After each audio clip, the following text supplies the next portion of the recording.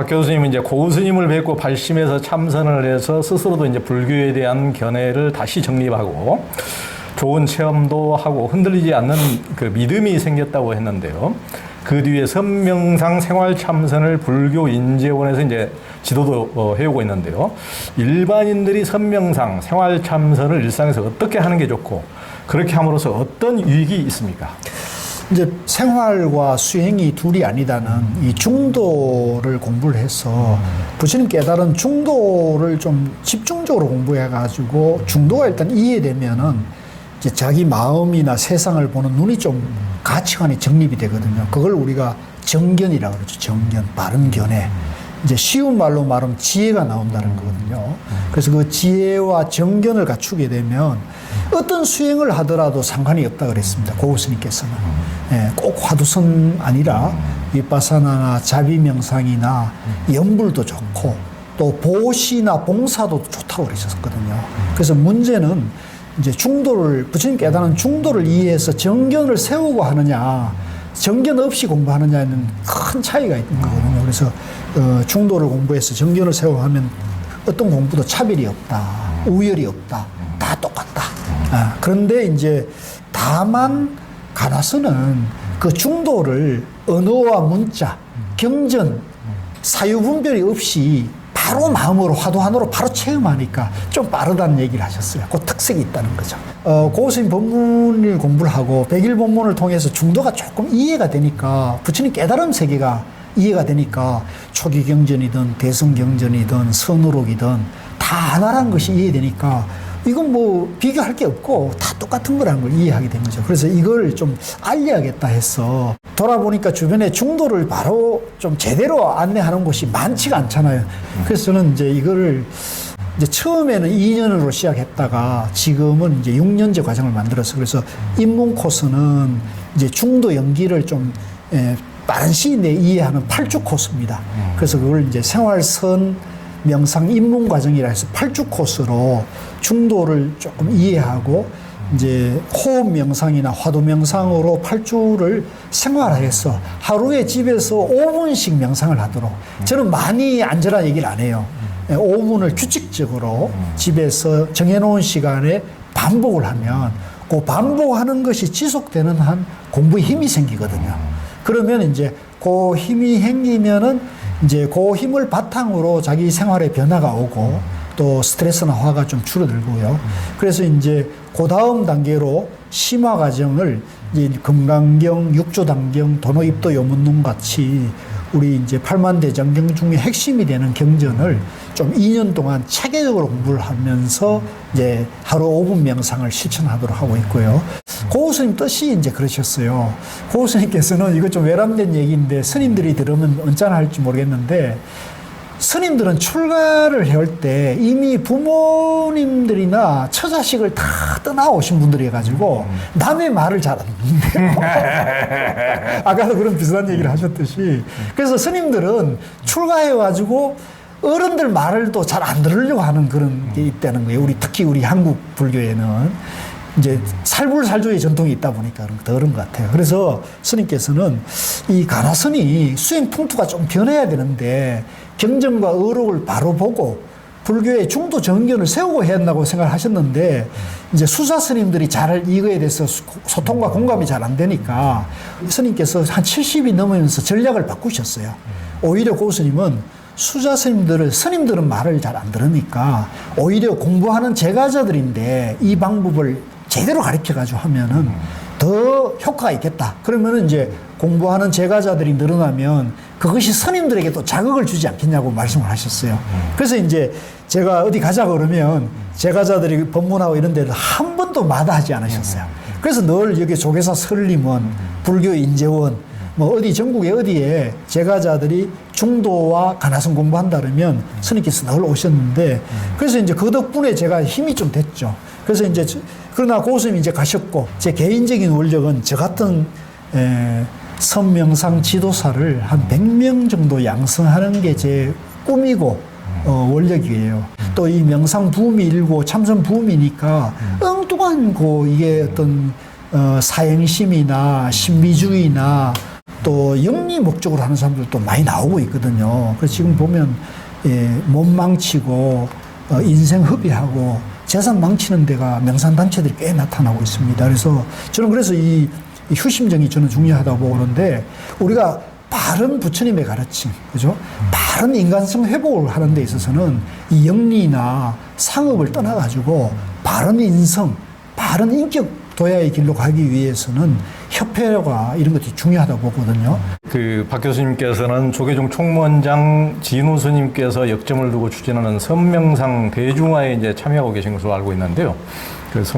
진우 스님은 그렇지 않아도 이제 예전에 교육원장 하시다가 또 총무원장 하시고 백양사로 출가하셨는데 박혜승 우리 교수님은 총무원에 워낙 22년 하시고 저도 이제 종교 담당 기자를 제일 오래 하다 보니까 절에도 많이 예전에 같이 다니고 저도 이제 기자들 중에서는 좀 골아픈 기자이고 무슨 예전에 봉암사에서 진재 스님이 조실 했을 때는 또 기자들 다 가는데 또 막 한 30분 동안 또 진재 스님 한테 대들어가지고 한 30분 동안 하고 또 소홍 스님 살아계실 때도 기자들 같이 갔는데 또 백양사 가가지고 소홍 스님 앞에서 또 한 30분 또 막 시비 붙고 했더니 그 진우 스님이 나중에 교육원장 하실 때 그때 기억을 하시더라고요. 한 20년 정도 더 지났는데. 워낙 총명하신 분이네. 그때 백양사 와가지고 우리 큰 스님한테 대들었잖아, 저 기자가. 기억하시더라고요. 그 불교계에서는 이제 최상선인 이제 관화선을 두고 무슨 명상이냐. 는 이런 말도 하고 선이면서 명상이면 명상이지 선명상은 무엇이냐 이런 말들 하시는 분들도 계시는데 조계종 총무원장 진우 스님이 주도하는 선명상은 어떤 취지입니까? 저도 조계종에 오래 있었고 그랬는데도 막상 진우 스님하고는 아무 사적 인연이 없었어요. 저는 잘 몰랐죠. 왜 그러냐면 제가 총무원에서 활동할 때는 진우 스님이 본사주지나 말사에 계셨고 제가 조계종을 떠나고 난 다음에 진우 스님이 올라오셔가지고 소임을 사셨어요. 그래서 이제 같이 본관에 안 살다 보니까 잘 몰랐는데, 말은 많이 듣고 있었고, 알고는 있었죠. 제야에서 이렇게 주로 활동하고, 그동안에 이제 조계종이 이제 제가 봤을 때는 조계종의 방향이, 저는 수행과 정법의 본분사로 가지 않고, 그냥 너무 정치와 행정 중심으로 또 문화재 수호와 사찰 유지 중심으로 가는 것에 대한 안타까움이 좀 있었어요. 그래서 저는 이제 오히려 수행과 정법을 해야 되는데, 그래서 이제 저하고 길이 좀 다르다고 생각해서 저는 종단을 보지를 않았는데, 어느 날 금년에 딱 들어와 보니까 이제 조계종의 큰 변화가 있었고, 그죠? 작년 말에 큰 변화가 있었고, 또 지금 총무원장 진우 스님께서 취임하자마자부터 선명상의 대중화, 선명상의 국제화, K명상 이런 얘기를 계속 얘기를 하시고, 또 공사석을 막론하고 그런 언론에서나 유튜브를 활동을 많이 하시더라고요. 그래서 제가 이분이 뭐라 그러나 이렇게 해서 유튜브도 보고, 또 그 신문에 나온 그의 본문들을 검토를 해보니까 이분이 말씀하시는 것이 제가 그동안 공부한 거하고 똑같은 방향이더라고요. 그래서 제가 이제 그 진우 스님이 잘 아는 분이 이제 건강 스님이거든요. 같은 문중이고 해서 백양사 문중에서 이제 건강 스님한테 찾아가 스님, 진우 스님이 이렇게 좋은 생각을 갖고 계신데 제가 그동안 조계종에서 이제 총무원장 스님을 많은 분을 모셨는데 이런 생각을 가진 총무원장 스님은 없었다고. 대개의 경우는 다 그냥 행정이나 교학의 입장에서 어떻게 하면 종단인 살림 사는 얘기를 했는데 불사 얘기를 했는데 지금 총무원장 스님은 선명상을 얘기하니까 이거는 가치 중심으로 하자는 거 아닙니까? 이건 정말 좋은 일입니다. 우리 총무원장님 좀 도웁시다. 내가 이렇게 먼저 제안을 드렸어요. 그랬더니 이제 어떻게 해서 중간에 건강선생님이 이제 연결을 해가지고 총무원장님 좀 보자 그러신다고 이것저것 물으시더라고요. 그래서 제가 이제 인사를 드리고 말씀을 몇 마디 나눴는데 이분이 갖고 있는 생각이 그동안 내가 총무원장 스님을 그 방에서 이제 거의 독대하다시피 했는데 그 방에서 많은 총무원장 스님 모시고 여러 가지 종단의 대소사를 논의했는 자리인데도 불구하고 그 자리에서 그런 선과 명상에 대한 얘기하는 분을 처음 만난 거예요.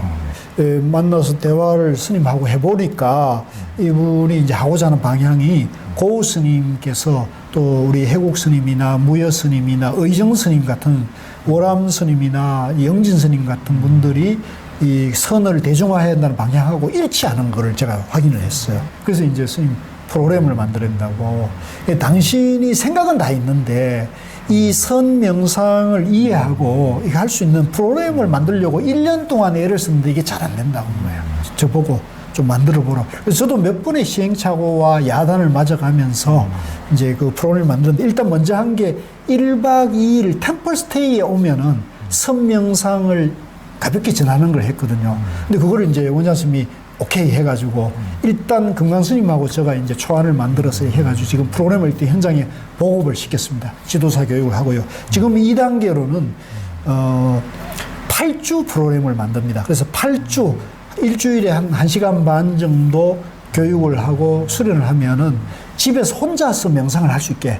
그래서 이제 당신이 뜻하는 바는 나는 그 생각이 정말 공감을 했는데 가나선이 최상승이고 우리가 갖고 있는 정말로 좋은 보물인데 알다시피 가나선은 너무 어렵지 않느냐. 스님들도 공부하다 힘들어가지고 딴 길로 가는 그런 어려운 공부다. 그래서 이걸 가지고 바로 대중화하기에는 너무 어렵기 때문에 그렇게 해서는 안 된다. 그래서 그렇게 하지 말고 선이 갖고 있는 장점, 바로 마음 평안에 이르는 거는 장점이잖아요. 그래서 바로 지금 여기서 바로 마음 평안에 이르는 것은 선이고, 그 다음에 명상은 종교를 초월해서 누구든지 명상은 다 받아들이고 다 행하고 있고 과학적으로도 이미 증명이 됐으니까 서양에서. 그래서 선이 갖고 있는 장점과 명상이 갖고 있는 장점을 융합시키자. 그래서 이름을 당신이 자문을 받아가지고 선명상이란 새로운 말을 당신이 만드는 거예요.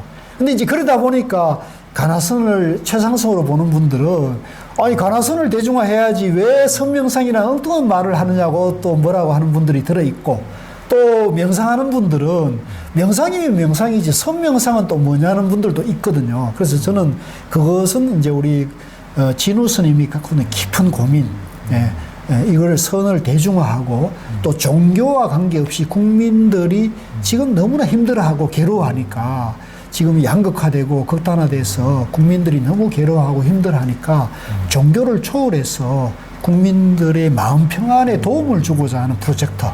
그래서 그것을 위해서는 좀 종교색도 좀 탈색을 하고 종교의 벽도 넘고, 그 다음에 너무 어려운 것도 좀 쉽게 해서 이 용어나 표현이나 언어도 MZ 세대가 바로 받아들일 수 있도록, 그죠? 요즘은 유진 스님이 유행을 한다는 게 있지 않습니까? 방편을 써야 한다는 거죠. 그래서 쉬운 불교, 생활 불교, 누구든지 마음을 먹으면 마음 평안에 이를 수 있는 길을 만들자 해서 이제 하는데, 저는 그래서 그거에 대해서 충분히 100% 공감을 하고. 조계종이 수승한 수행과 또 좋은 스님들도 많이 뵙긴 했는데, 한 사람의 권력자에 의해서 막 이빠른 소리 제대로 내시는 분도 못 받고, 뭐 이게 수행이 어디가 있으며 심지가 어디가 있으며 너무 큰 실망을 또 했기 때문에, 그럼에도 또 이제 제대로 돼 가는 것을 참 희망하고 있는데, 고우스님 수행 이야기, 부처님 가르침대로 살자. 이거 이제 고우스님이라는 참 훌륭한 선지식을 이제 가르침과 또 일대기를 잘 정리해 주셨으니까, 이걸 여러분도 같이 읽어보고 불교의 바른 길에 대해서 돌아보고 수행을 제대로 가는 계기가 됐으면 좋겠습니다.